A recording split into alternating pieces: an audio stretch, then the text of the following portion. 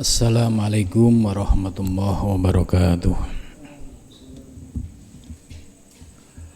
Ila khadratin Nabil Mustafa Rasulillah sallallahu alaihi wasallam wa ala ikhwanihi minal anbiya al mursalin wal awliya wasyuhada wasyolihin wal malaikatil muqarrabin, khususan musannif handal kitab Syekh Fathul Wah al-Burhan Buri wa khususan Syekh Samsuddin As-Sumadrani wa khususan Syekh Aturaf As-Singkiri wa jami'il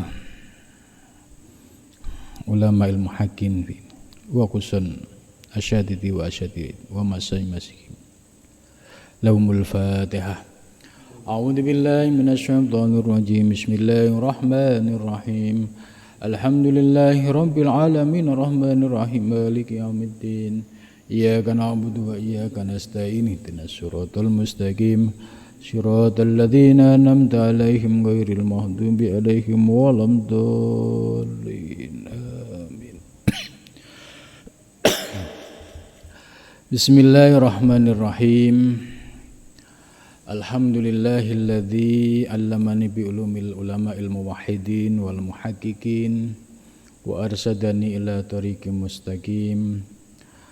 Wassalatu wassalamu ala sayyidil wujud wal arwah nabiyyina Muhammadin sallallahu alaihi wasallam alladzi jaa bisyari'ah wa tariqah wal haqiqah wal ma'rifah wa ala alihi wa sahbihi ajmain, amma ba'du.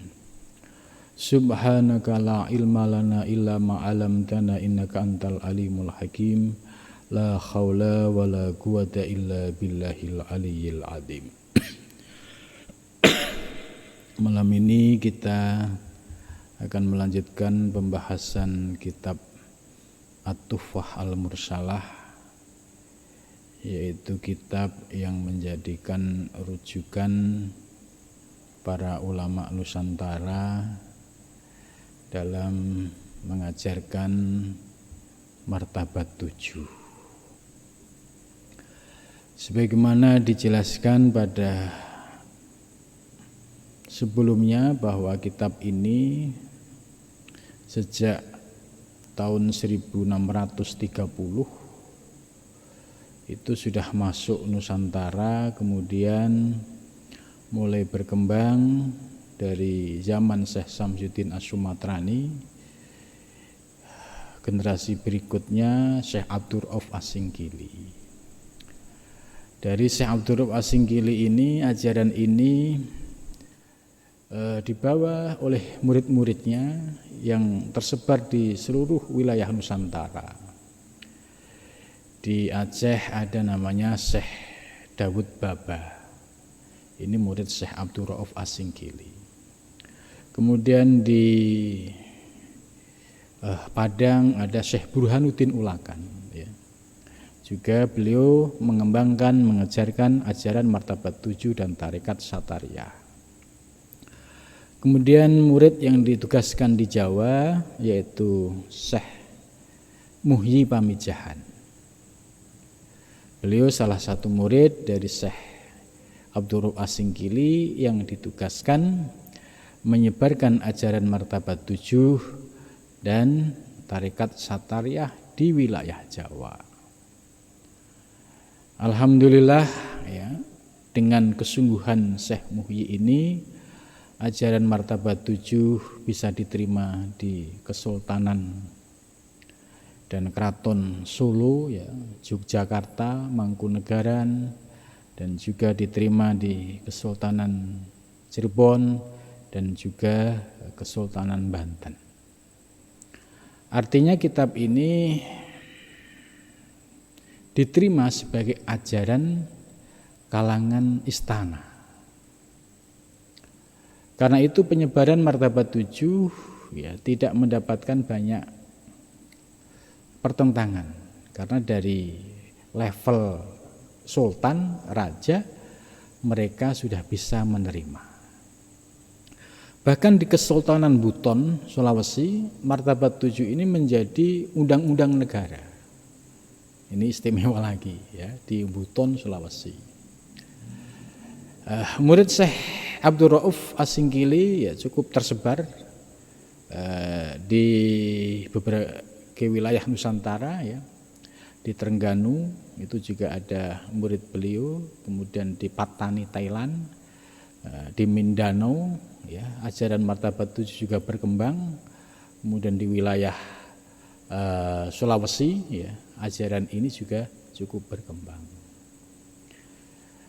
Maka pada abad 21 ini ya, harapan kita mudah-mudahan ajaran yang dulu pernah berkembang di Nusantara ini bisa kembali diajarkan dan bisa menjadi ya oase dan menjadi pencerahan bagi umat dalam memahami ajaran-ajaran hakikat. Penjelasan dalam kitab ini sudah kita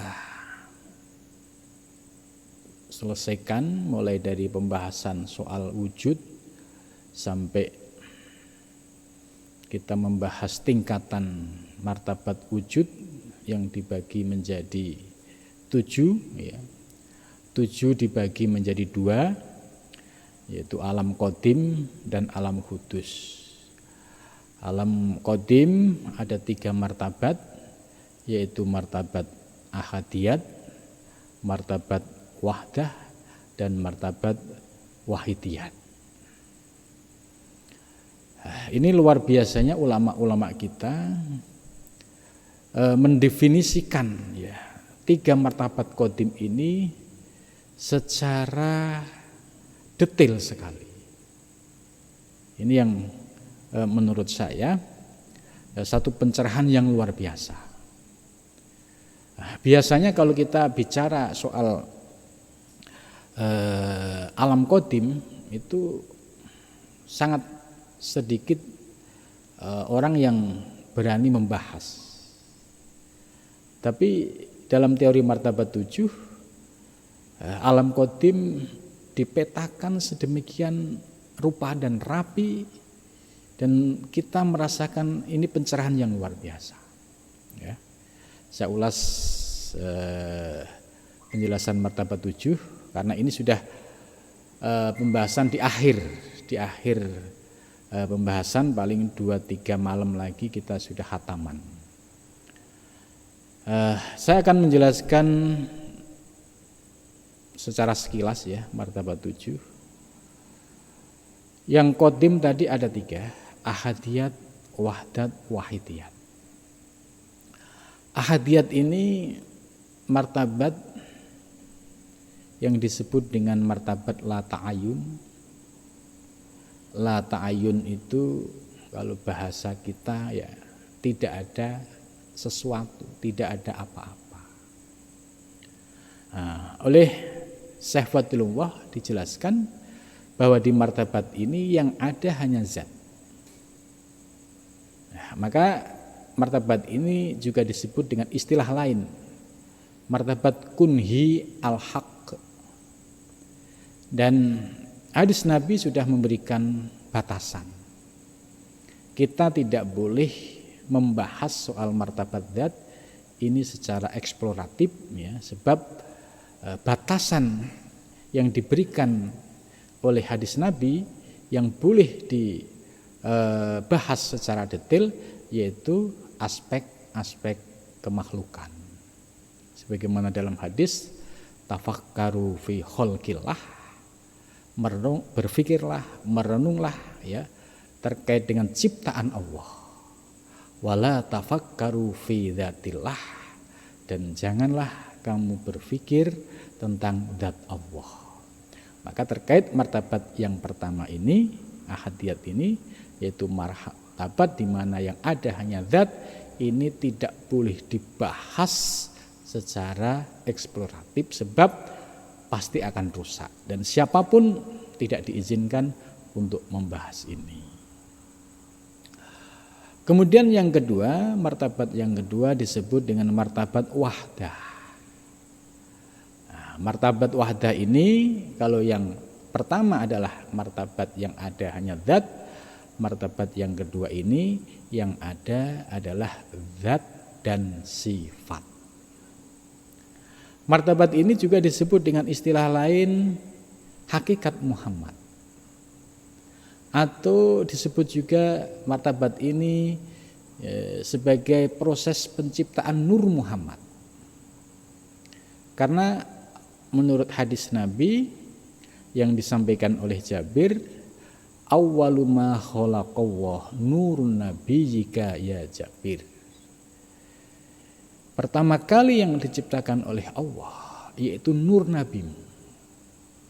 Wa khuliqa minhu jami'ul asya. Dan dari nur Muhammad ini diciptakanlah segala asya, yaitu segala alam semesta. Andai tidak ada Nur Muhammad, niscaya tidak akan ada alam semesta. Maka di sini kalau kita paham, ya kenapa kita harus membaca sholawat 2 kali, ya Allahumma sholli ala Muhammad wa ala ali Muhammad, karena di sini ada makna Nur Muhammad dan makna Muhammad bin Abdillah. Di martabat ini ya dalam penjelasan lain ya yang ada adalah zat dan sifat, dan di martabat ini pula ibarat ya kalau orang mau bangun rumah ya, ini ibaratnya itu orang punya ide, gagasan. Ya, sering saya sampaikan untuk contoh, saya ingin membuat Masjid Ar-Rabbani misalkan. Ide pembuatan ini muncul, cuma detail teknisnya itu belum ada. Maka ide yang di alam wahdah ini ide yang masih sifatnya ijmal, global. Nah, di martabat inilah ya ada hadis qudsi yang berbunyi kuntu kanzan mahfiyan. Aku perbendaraan yang tersembunyi. Artinya perbendaraan yang tak terbatas. Fa inni uhibbu an u'raf. Aku ingin dikenal. Ini hadis qudsi. Allah menyampaikan, aku ingin dikenal. Fa khalaqtul khalqa, maka aku ciptakan makhluk. Nah, jadi rencana penciptaan makhluk itu disampaikan ya di sini. Fabi ya'rifuni, maka dengan anugerahku pula hamba ini bisa mengenalku. Maka di antara hamba-hamba ini ada yang diciptakan oleh Allah sampai dia mengenal Allah, ada juga dia sebagai hamba yang tidak mengenal Allah. Maka bersyukurlah kalau kita dibimbing oleh Allah menjadi seorang hamba yang terus berikhtiar mencari jalan untuk mengenal diri dan mengenal Allah Subhanahu wa ta'ala. Sebab ini hakikatnya adalah bimbingan dari Allah Subhanahu wa ta'ala. Ini hakikatnya sebagai perwujudan dari Fabi ya'rifuni. Dengan anugerahku dia bisa mengenalku. Lah, mengenal ini ya banyak dengan menggunakan wasilah atau lantaran. Ya, lantarannya ya dengan guru, ya, dengan masyayikh, dengan siapapun itu sebagai wasilah kita untuk mengenal Allah Subhanahu wa ta'ala. Maka berdasarkan hadis ini ya, kuntu kanzan mahfiyan ya, kemudian fa khalaqtu khalqa, aku ciptakan makhluk, fabi ya'rifuni. Ini sebagai bukti bahwa penciptaan makhluk ini ada tujuan, yaitu supaya Allah dikenal.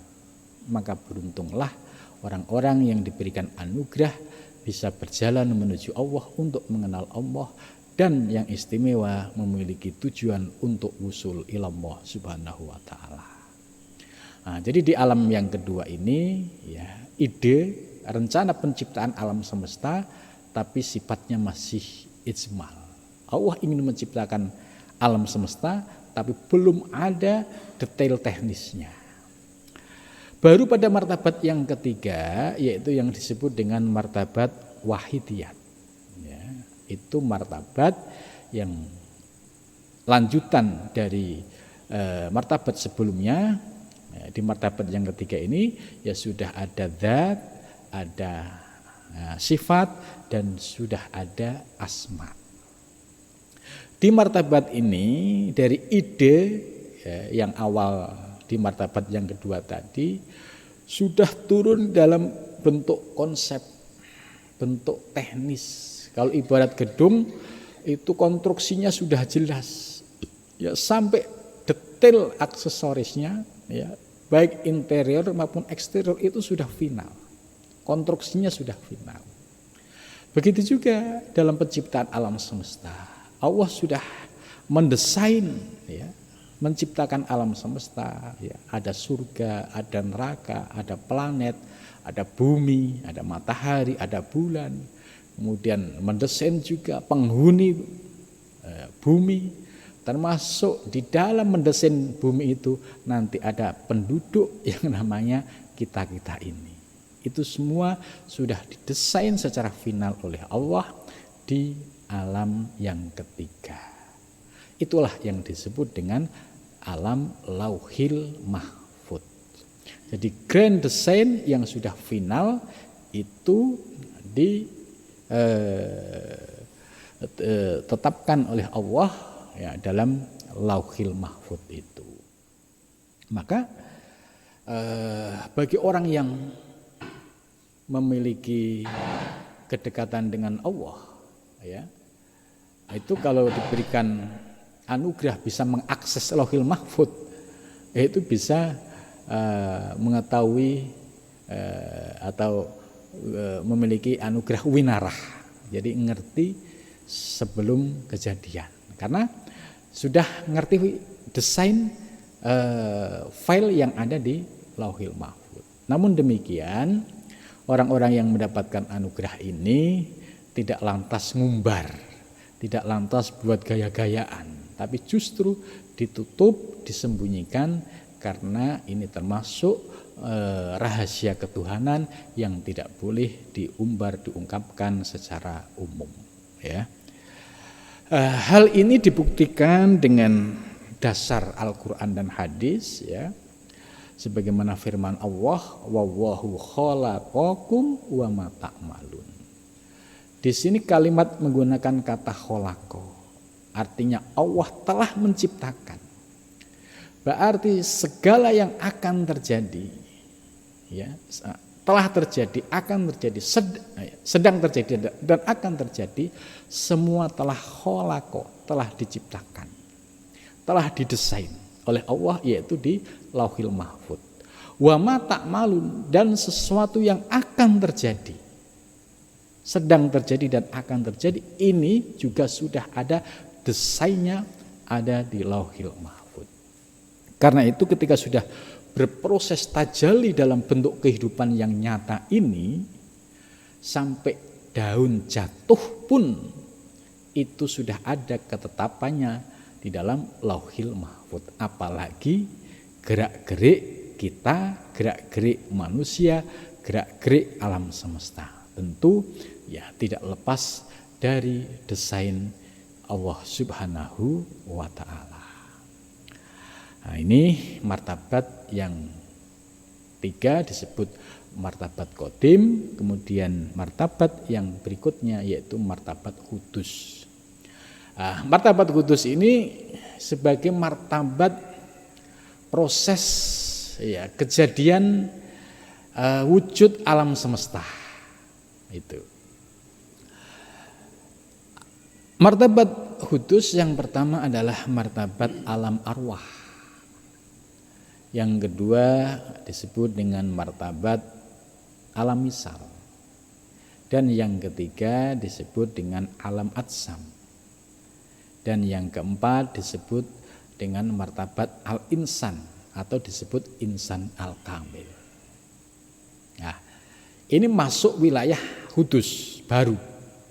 Berarti sudah mulai tahapan-tahapan pelaksanaan. Ya, kalau kita orang proyek itu mesti sudah tahu dari gambar turun, kemudian mulai pengukuran tanah, kemudian titik-titik yang akan dikerjakan, kemudian bahan-bahan material dan sebagainya itu sudah disiapkan.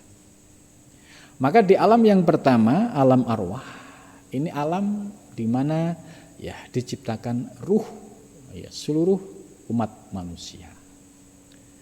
Dan sebagai sayyidur ruh, pimpinan segala ruh adalah Nabi besar Muhammad sallallahu alaihi wasallam. Maka di dalam hadis ya Nabi menyampaikan dalam sabdanya, ana abul arwah, aku induk segala ruh, wa Adam abul basar, sedangkan Adam sebagai bapak dari segala manusia secara fisik gitu. Di alam arwah ini pula ya kita sudah dihitab oleh Allah, yaitu dengan firman-Nya, alastu birabbikum, apakah aku ini Tuhanmu? Ya, jadi dihitab itu kita dipanggil oleh Allah, ditanya oleh Allah, apakah aku ini Tuhanmu? Semua ruh menjawab, qalu bala sahidna, jih Gusti, ya, kami telah menyaksikan. Nah, di alam arwah inilah semua ruh telah menyaksikan Allah, semua ruh telah makrifat mengenal Allah, dan ini sebagai bekal setiap manusia yang hidup di alam semesta nanti, di dunia nanti, bahwa mereka sudah dibekali kemakrifahan oleh Allah Subhanahu wa ta'ala. Itu. Dan di alam ruh juga kita sudah ya berkumpul dengan ya induk segala ruh ya, termasuk tadi yang sudah disampaikan bahwa sayyidur ruhnya adalah Nabi besar Muhammad sallallahu alaihi wasallam. Kemudian di bawah sayyidur ruh ini tentu ada posisi-posisi penting ya, yaitu yang disebut dengan martabat para aulia ya, mulai dari al-ghaus, kutub ya, kemudian autad ya, abdal, itu struktur-struktur kewalian itu ya sudah ada. Maka ketika seseorang lahir di dunia ya, itu nanti dengan sendirinya dia akan bertemu dengan induk ruhnya. Dulu ketika di alam arwah dulu ngikuti induk ruhnya dengan siapa? Nah, misalkan dengan Thariqah Naqsabandiyah, oh berarti dulu kita menginduknya, ngumpulnya dengan Syekh Bahuddin An-Naqsabandi. Misalkan dulu kita ngumpulnya dengan Syekh Abdul Qadir Al-Jailani, ya berarti kita dalam rombongan beliau. Jadi mereka inilah yang mendapatkan kedudukan martabat yang mulia di sisi Allah ya, sebagai martabat tadi kedudukan posisi kewalian yang memiliki kesempatan ya untuk membimbing rohani umat. Maka setelah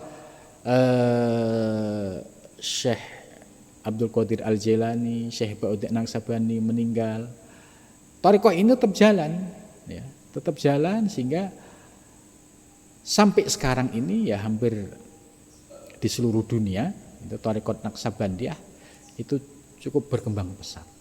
Ya, ini artinya bahwa transmisi genetik rohani itu terus berjalan. Nah, sehingga kita kalau berguru ya itu diajarkan supaya carilah guru yang memiliki silsilah yang mutasil. Kenapa demikian? Supaya kita tidak melakukan penyimpangan dari ajaran-ajaran yang sebelumnya. Sebab kalau potensi mungkotik terputus, itu ada syak, ada keraguan. Jangan-jangan ini istilahnya bikin sendiri. Jangan-jangan ini tidak terkait dengan ajaran para pendahulu. Nah, disinilah pentingnya kita dalam belajar ilmu tasawuf dan tarekat ini mencari orang yang memiliki genetik secara lahir dan batin, dan mereka berguru ya secara jasmani dan mutasil dari guru ke guru sampai kepada Rasulullah Shallallahu Alaihi Wasallam, sehingga proses perjalanannya itu akan terbimbing baik lahir maupun batin. Kemudian ya martabat berikutnya ya, yaitu martabat alam misal. Alam misal kalau kita kaitkan dengan diri kita ya, kaitkan dengan diri kita supaya kita mudah memahami. Alam misal ini adalah alam metafisik ya. Alam arwah juga masih metafisik. Ya. Kemudian proses kejadian kita ya, itu di Al-Qur'an juga sudah dijelaskan, min sulalati mintin ya, dari saripati tanah. Dan saripati tanah ini zatnya tidak lepas dari air, api, angin, tanah. Nah, kemudian berproses ya menjadi sperma, terjadi pernikahan ya, akhirnya terjadi pembuahan, kemudian jadilah zigot, kemudian 40 hari pertama ya nutfah, 40 hari kedua alaqah, 40 hari ketiga mudghah, kemudian berikutnya wanufika fihi ruh yang sudah diciptakan di alam arwah tadi itu ditiupkan oleh Allah ke dalam janin yang sedang berproses di dalam rahim seorang ibu. Nah, ketika ruh ditiupkan, catatan yang ada di alam Lauhil Mahfuz tadi itu menyertai. Oh, contohnya ruhnya ini, jasad ini ya ruhnya ditiupkan, kemudian jadilah nantinya nama Ali gitu.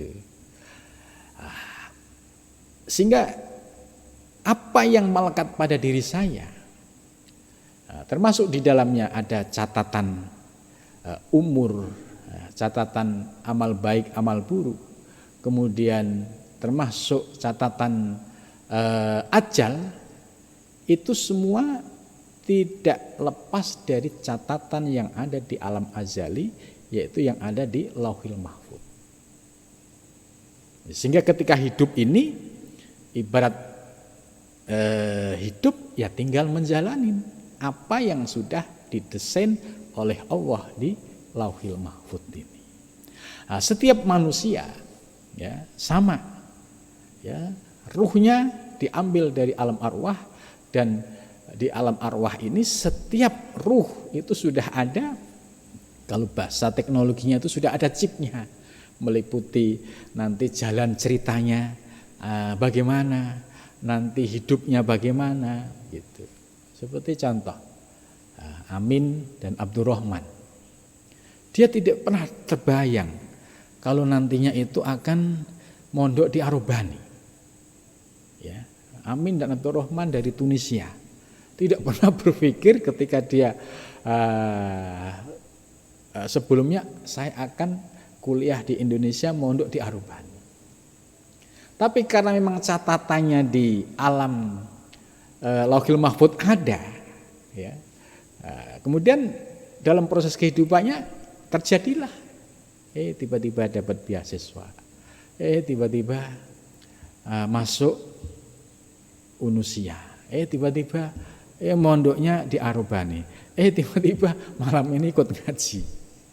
Nah, proses ini nggak bisa lepas dari ketetapan Allah yang azali, yang disebut qadha, yang sudah ditulis di Lauhil Mahfuz ini. Gitu. Jadi diri kita ini ya sudah didesain begitu sempurna. Setelah 9 bulan baru keluarlah ya janin, bayi. Ya, bayi itu sudah komplit fi ahsani taqwim, dalam bentuk yang sempurna. Rupa semua sudah dalam bentuk yang sempurna. Nah, ketika bayi dalam keadaan lahir ini dijelaskan dalam hadis, kondisinya yaitu fitrah suci. Jadi ruhaniyahnya sudah mengenal Allah, secara fisik dia masih suci. Belum ada noda dosa, belum ada kemaksiatan, belum ada kesirikan, belum ada syirik khafi, syirik jali. Sehingga masih bersih. Namun demikian seiring perjalanan waktu mulailah proses kehidupan dari bayi, anak-anak, ya, kemudian remaja, dewasa, ya, sampai kehidupan pada hari ini.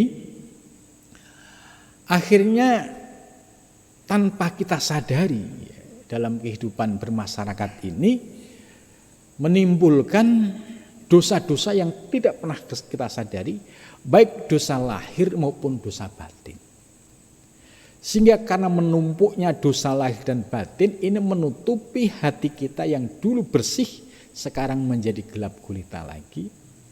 Ibarat dulu kain itu bersih, tapi sekarang sudah penuh dengan kotoran-kotoran.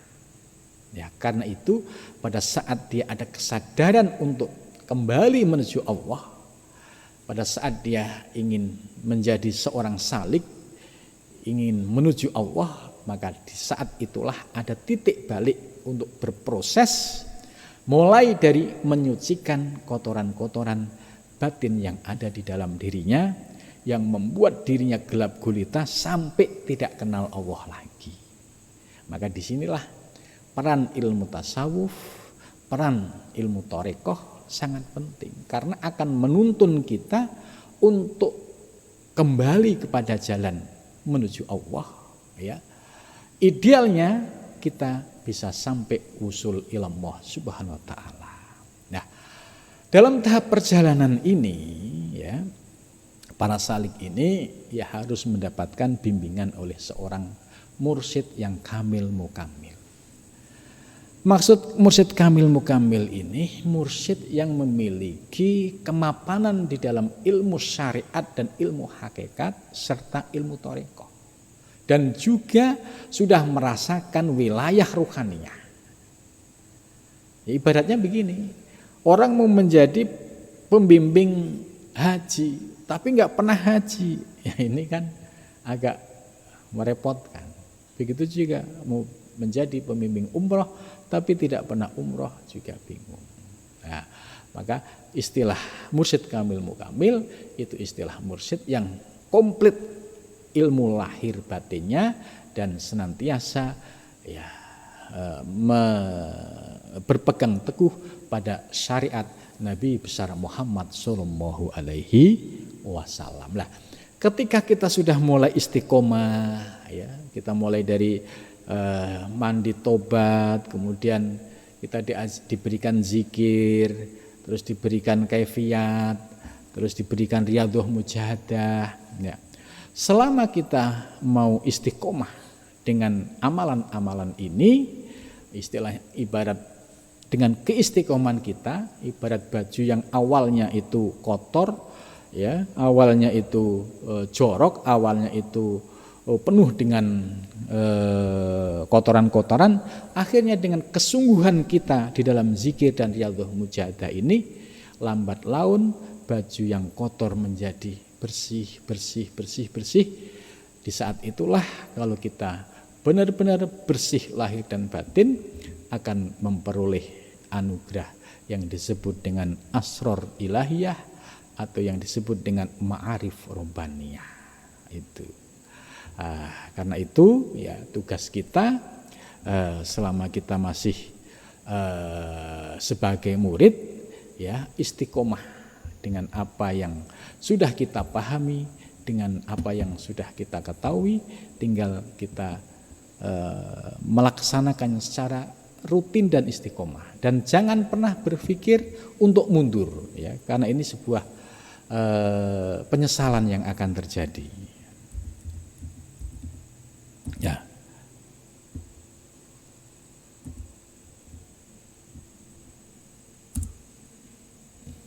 Nah, kita akan melanjutkan pembahasan pada malam ini, yaitu sudah memasuki bagian akhir dari kitab Al-Futuhat Al-Makkiyah.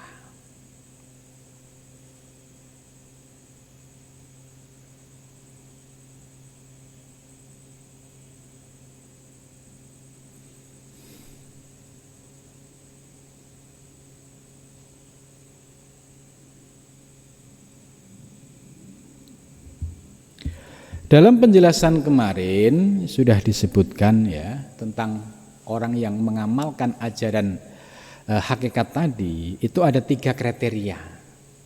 Yang pertama, ada yang paham ilmu hakikat, memang hakikatnya semua dari Allah, iya. Tapi orang tersebut tidak mampu menyaksikan gitu. Jadi dia paham tentang teori hakikat, semua hakikatnya kembali kepada Allah. Tapi kita ditanya Allah mana? Bingung. Di atas atau karena belum tahqiq. Nah, ini oleh Syekh Fathullah Al-Burhanpuri ini dimasukkan dalam kelompok yang pertama.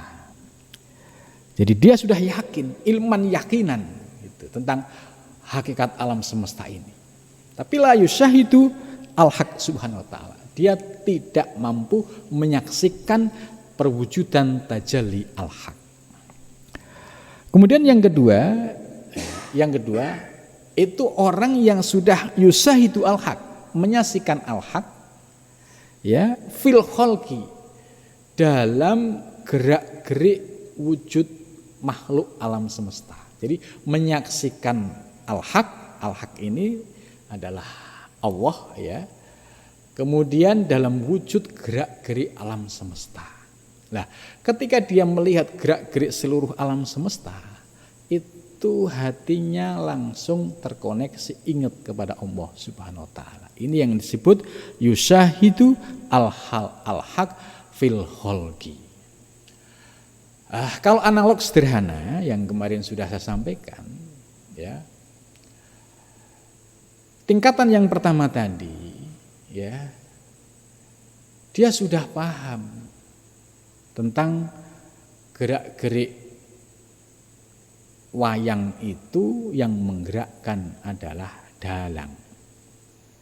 Tapi ketika ditanya mana al-haq itu, mana dalangnya, dia masih bingung karena belum bisa memilah secara detail ya, bisa jadi akan campur aduk itu ya seperti pemahaman Allah wal alam, alam huwa Allah, dan pemahaman ini ya tidak dibenarkan oleh para ulama muhakkikin. Nah, kemudian yang kedua, ini kalau kita ibaratkan wayang dan dalang, dia menyaksikan dalang sebagai penggerak seluruh aktivitas wayang gitu.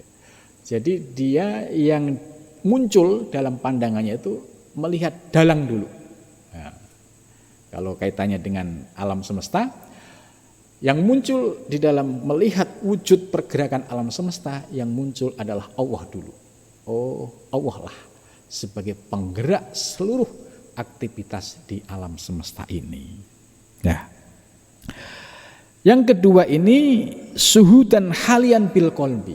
Nah, dia sudah bisa melakukan dengan suhud. Suhud itu apa? Suhud itu setelah paham teori hakikat dalang dan wayang, itu bisa memandang ketika melihat gerakan wayang, ya gerakan wayang, ini tetap yang dipandang, yang menggerakkan adalah dalang.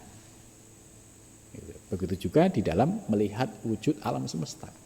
Ketika melihat makhluk, melihat hamba, yang dominan muncul di dalam batiniahnya, yang dilihat adalah Allah sebagai zat yang menciptakan makhluk, zat yang mengadakan makhluk, dan zat yang menghidupkan makhluk, dan zat yang menggerakkan seluruh tingkah pola makhluk.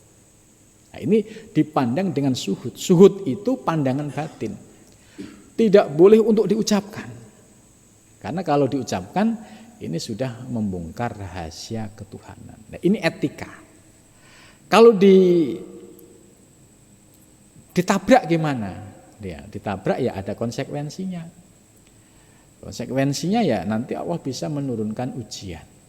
Langsung untuk menguji benar enggak kamu konsisten enggak dengan omongan itu. Nah, supaya aman tidak mendapatkan ujian yang berat terkait dengan masalah yang belum kita rasakan, kita menggunakan syuhud ini sebagai solusi. Nah, nanti syuhud ini kita akan bertahap mulai merasakan ya tentang hakikatnya. Ya, melihat wujud ini langsung hati kita ingat kepada Allah. Melihat ini langsung yang diingat Allah. Jadi akhirnya dalam keyakinannya ya tidak ada daun jatuh pun ya tanpa digerakkan oleh Allah Subhanahu wa taala. Ini ya dipraktekkan melalui syuhud khalian bil qalbi di dalam hati, bukan untuk diucapkan. Kalau diucapkan ini contohnya begini. Ada sebuah kejadian. Ya, misalkan ada copet lah gitu. Ini contoh praktek yang salah. Copet terus dia ketangkep. Bagaimana praktek ilmu hakikat? Pandangan kita tetap kembali kepada Allah. Tetapi dalam syariat ya kita ya harus tertib. Kalau ini persoalan hukum ya serahkan kepada bagian hukum. Bagaimana dengan ilmu syariat? Ya ini karena dia salah sebab dia melakukan tindakan yang dilarang oleh syara. Itu. Ya harus disalahkan secara verbal, disalahkan karena dia melanggar peraturan syara, yaitu misalkan dia nyopet atau merampok. Ini salah, menurut salah. Lah, yang tidak boleh ini ya dia berargumentasi dengan ilmu hakikat. Misalkan tadi copet ketangkap. Jangan dong, jangan ditangkap dong, kasihan. Itu kan yang menggerakkan Allah juga. Lah, ini yang tidak boleh. Ini kalimat seperti ini. Jadi syuhudan khalian fil qalbi itu cukup dinikmati, dirasakan dalam batin, tapi ketika lisan mengucap ini harus mengikuti kaidah syariah. Ya misalkan dia salah kok, dia melakukan pelanggaran hukum, pelanggaran syariat, yaitu dia mencuri, hukum ya ini ada aturan pidananya. Jadi ini yang disebut praktek yang seimbang antara lahir dan batin. Apakah orang yang memandang dengan syuhud itu batal ketika dia harus tidak membela? Ya tidak. Justru ini praktek yang proporsional. Yang salah kaprah ya tadi itu. Jangan. Ini walaupun dia nyopet-nyopet begini atas kehendak Allah juga. Ini namanya mencampur aduk antara hakikat dan syariat. Nah, ini kalau ada orang mabuk ilmu hakikat ini sembuhnya itu susah. Apalagi kalau sudah berkaitan dengan yang maksiat-maksiat itu. Yang ngikutin yang enak-enak menurut hawa nafsunya, itu ilmu hakikat ini dibuat alat pembenaran. Contoh misalkan dia tiba-tiba melakukan sebuah perzinahan. Nah, di sini akan terlihat dia nyalain memanfaatkan ilmu atau tidak. Ketika melakukan ini kan atas kehendak Allah juga. Ya salah. Ini kehendak hawa nafsumu. Nah, Al-Qur'an sudah melarang. Ya, la taqrabuz zina. Tapi kamu melakukan pelanggaran. Nah, orang-orang yang mabuk hakikat ini biasanya tadi dilatar belakangi karena tidak memahami peta ilmu hakikat secara utuh. Kemudian yang kedua tidak memahami argumentasi yang pas dan tidak memahami batasan-batasan ya yang pas antara syariat dan hakikat ini. Sehingga akhirnya membuat kegaduhan di tengah masyarakat. Ditambah lagi kalau orang yang mabuk hakikat, ya, dia lagi malas sholat itu. Terus ya namanya malas kan nafsu kan. Cuma terus dibungkus dengan ilmu. ini kan kehendak Allah juga ini. Gitu. Jadi langsung ilmu hakikatnya dimainkan. Ini kan kehendak Allah juga. Iya, kehendak Allah.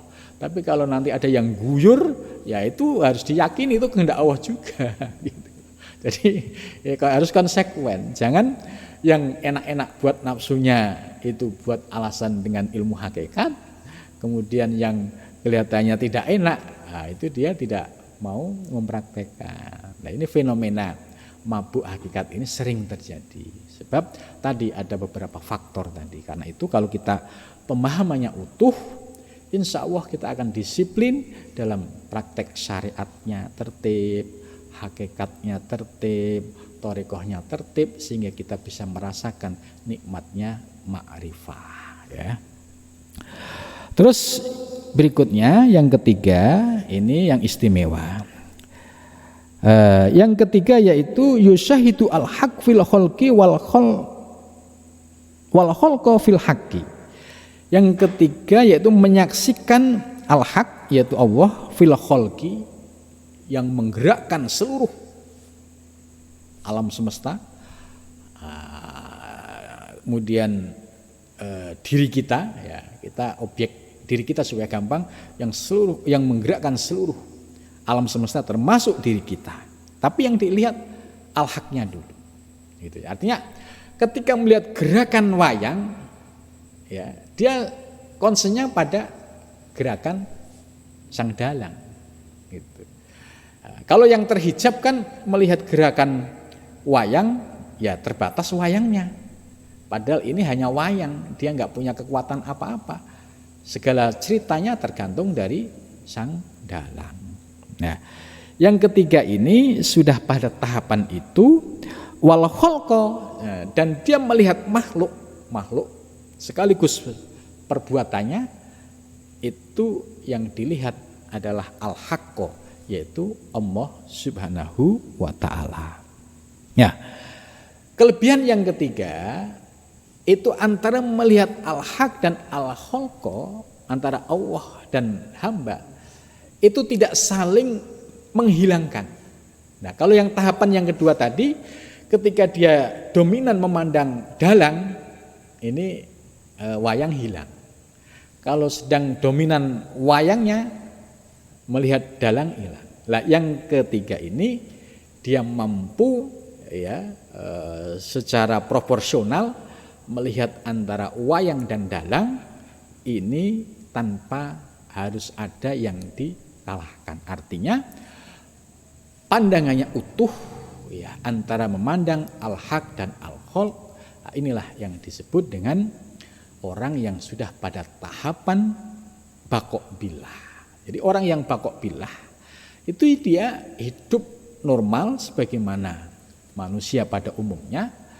Waktunya sholat juga sholat, tapi batiniahnya sudah senantiasa bisa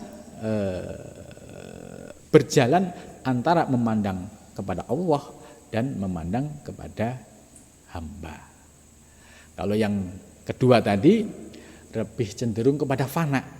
Fana itu ya kalau dia lagi asik memandang Allah, makhluknya hilang. Ini fana. Nah, yang istimewa, yang ideal adalah baqo' billah tadi. Lah, dari tiga tahapan ini, ya pasti kita tidak bisa ujuk-ujuk langsung yang ketiga. Ya dari yang pertama dulu lah, lupa-lupa dikit nggak apa-apa. Teori ilmu hakikat sudah paham kita, gitu kan? Cuma pengamalannya lah, turun naik, lupa ingat. Tapi jangan pernah mundur, jangan pernah berhenti. Lupa ingat, ini wajar manusiawi. Tapi dengan kesungguhan seorang salik nanti, akhirnya Allah akan memberikan anugerah bisa mendapatkan martabat yang kedua, yaitu bisa merasakan yusyahidu al-haqqo fil khalqi, yaitu dengan syuhudan khalian bil qalbi. Nah, kalau ini sudah istiqomah, ya, terus kemudian diberikan anugerah yang ketiga. Nah, ini tahapan-tahapan ini ya semua harus dilampaui oleh seorang salik dengan apa? Dengan tertib di dalam syariat, thariqah, hakikat dan ma'rifah. Nah, nanti akan dijelaskan. Martabat-martabat ini itu adalah martabat yang istimewa. Ya, martabat yang terakhir itu istimewa dan paling tinggi dari martabat yang dua sebelumnya. Ternyata martabat yang terakhir ini itu makomnya ambiya. Jadi kalau kita pengen tahu, ilmunya para nabi, ya berarti levelnya sudah level yang ketiga tadi. Wal aulia, dan juga para aulia. Ya, itu berarti tingkat proses pengamalannya, zuknya sudah pada tahapan yang ketiga. Wal aktob dan wali kutub. Nah, berarti juga sama. Sudah merasakan, sudah mengamalkan pada level yang ketiga. Maka jangan sampai ngaku-ngaku jadi wali kutub, teori ilmu hakikat nggak paham, kemudian cara praktek dan pengamalannya nggak paham, tapi ngaku sebagai wali kutub. Ya, mungkin kutub utara bisa, tapi kalau dalam pengertian kutub sebagai kekasih Allah tidak memenuhi syarat-syarat ini, nanti akan pasti dengan sendirinya akan tertolak. Ya, ini. Bimutambatihim wa minal muhal. Nah, ini wa minal muhal, dan termasuk sesuatu yang tidak mungkin terjadi. Apa itu? Antah sulal martabat al mutawasyid, yaitu untuk bisa merasakan pada martabat yang pertengahan, yaitu yang kedua dari tiga martabat tadi. Jadi termasuk yang sesuatu yang mustahil untuk bisa merasakan martabat yang kedua, yaitu tadi yang sudah dijelaskan. Bagi siapa? Liman khalafas syariah wat thariqah, bagi orang yang nulayani syariat dan thariqah. Jadi jangan mimpi memperoleh makom yang kedua tadi kalau syariatnya enggak tertib, thariqahnya enggak tertib, hakikatnya enggak tertib. Ya. Ini untuk meraih kedudukan yang kedua tadi. Nah, fadlan lebih-lebih. Nah, itu bahasa Jawa. Apa maneh? Anil martabatil akhirah. Apa maneh? Ingin memperoleh martabat yang terakhir. Tambah mustahil lagi, gitu loh. Untuk mendapatkan anugerah bisa merasakan martabat yang kedua, syaratnya itu harus tertib syariat, thariqah dan hakikat. Kalau dia tidak tertib, mustahil untuk mendapatkan martabat yang ketiga. Jadi jangan mudah terpedaya kalau ada orang yang ngaku-ngaku wali kutub, terus ora pernah sholat, ora pernah ibadah yang normal, kemudian kok terus ngaku-ngaku wali kutub. Ya, ini dengan teori ini itu sudah gugur. Artinya yang bicara ini Syekh Fadluh Al-Burhanpuri, dan kitab ini menjadi rujukan seluruh ulama Nusantara. Jadi jangan sampai kedanan makom wali lah. Tugas kita hanya sebagai seorang salik lah. Jadi setiap hari tidak ada lain yang zikir, istiqomah zikir, istiqomah riyadhah mujahadah, hanya itu. Soal nanti proses merasakan, itu anugerah Allah. Soal nanti wilayah rohani itu dibuka oleh Allah, itu anugerah Allah, itu warid ilahiyah. Jadi kita hanya istiqomah, mengamalkan kaifiat zikir dan riyadhah mujahadah. Jadi tertib syariat, hakikat, thariqah dan ma'rifahnya. Jadi ini menarik. Fadlan anil martabatil akhirah allati hiya a'la. Martabat akhir adalah martabat yang paling tinggi mimma siwahuma, dari selain keduanya, yaitu martabat yang kedua dan yang pertama, ya. Itu. Kemudian selanjutnya, ya waktunya udah jam 10. Kita lanjutkan besok saja untuk pembahasan wa inna jam'il mawjud min haitsul wujud. Insya Allah ini 2 kali atau 3 kali pengajian sudah khatam ini, ya. Ya, mudah-mudahan pengajian malam ini membawa manfaat. Ya, kita juga senantiasa berdoa mudah-mudahan diberikan istiqomah ya oleh Allah Subhanahu wa taala dan senantiasa mendapatkan bimbingan lahir dan batin sehingga kita diberikan anugerah wusul ilallah. Amin ya rabbal alamin. Wa wal muwaffiq ila thariq. Assalamualaikum warahmatullahi wabarakatuh.